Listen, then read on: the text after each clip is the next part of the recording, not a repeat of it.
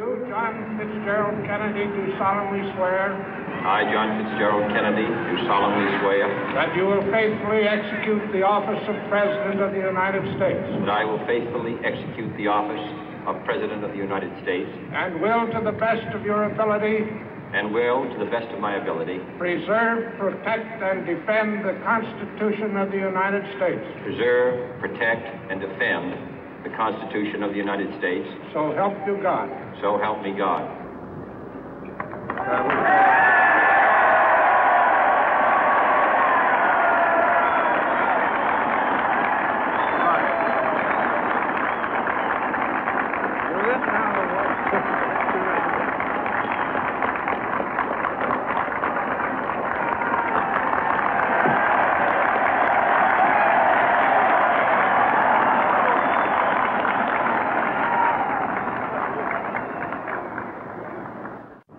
Vice President Johnson, Mr. Speaker, Mr. Chief Justice, President Eisenhower, Vice President Nixon, President Truman, Reverend clergy, fellow citizens.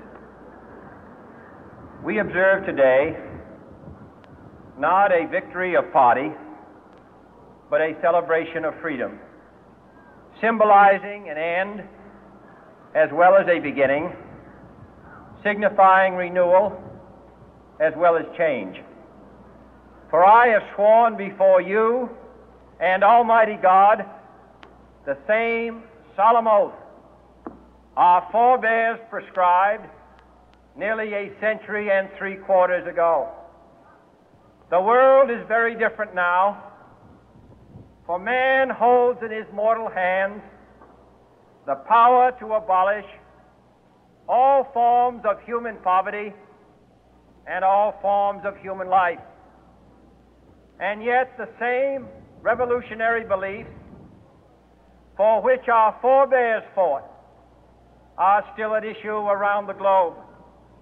The belief that the rights of man come not from the generosity of the state, but from the hand of God. We dare not forget today that we are the heirs of that first revolution.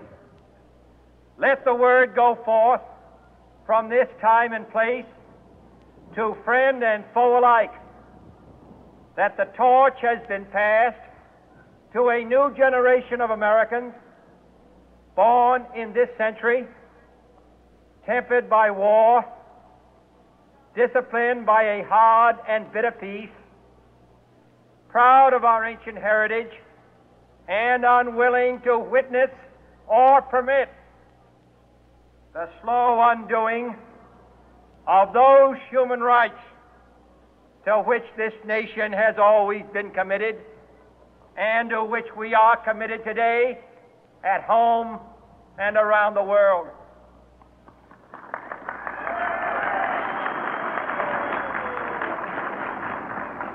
Let every nation know, whether it wishes us well or ill, that we shall pay any price, bear any burden, meet any hardship, support any friend, oppose any foe to assure the survival and the success of liberty.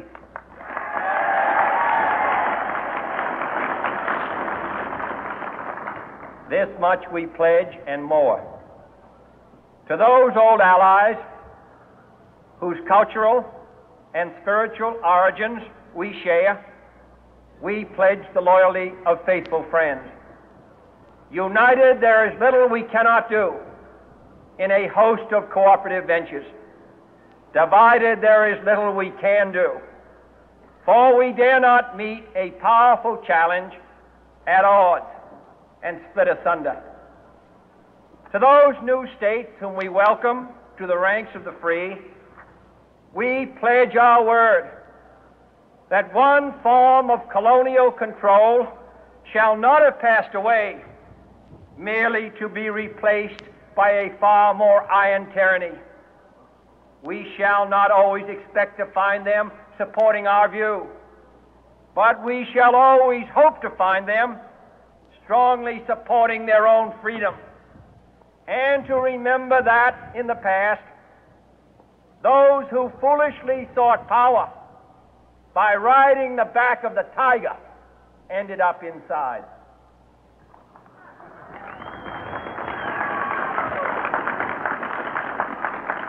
To those people in the huts and villages of half the globe struggling to break the bonds of mass misery, we pledge our best efforts to help them help themselves for whatever period is required, not because the communists may be doing it, not because we seek their votes, but because it is right.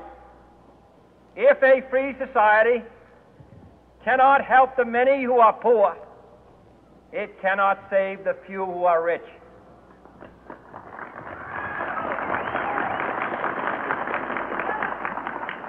To our sister republics south of our border, we offer a special pledge to convert our good words into good deeds, in a new alliance for progress, to assist free men and free governments in casting off the chains of poverty. But this peaceful revolution of hope cannot become the prey of hostile powers. Let all our neighbors know that we shall join with them to oppose aggression or subversion anywhere in the Americas. And let every other power know that this hemisphere intends to remain the master of its own house.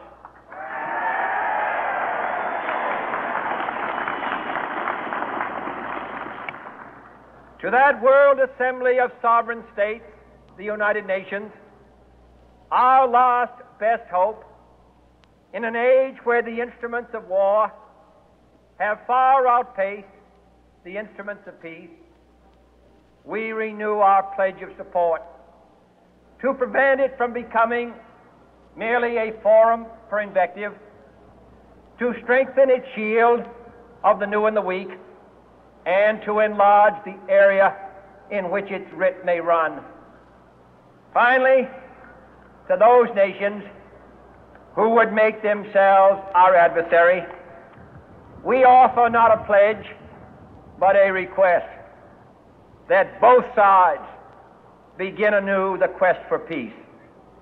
Before the dark powers of destruction, unleashed by science, engulf all humanity in planned or accidental self-destruction, we dare not tempt them with weakness, for only when our arms are sufficient beyond doubt can we be certain beyond doubt that they will never be employed. But neither can two great and powerful groups of nations take comfort from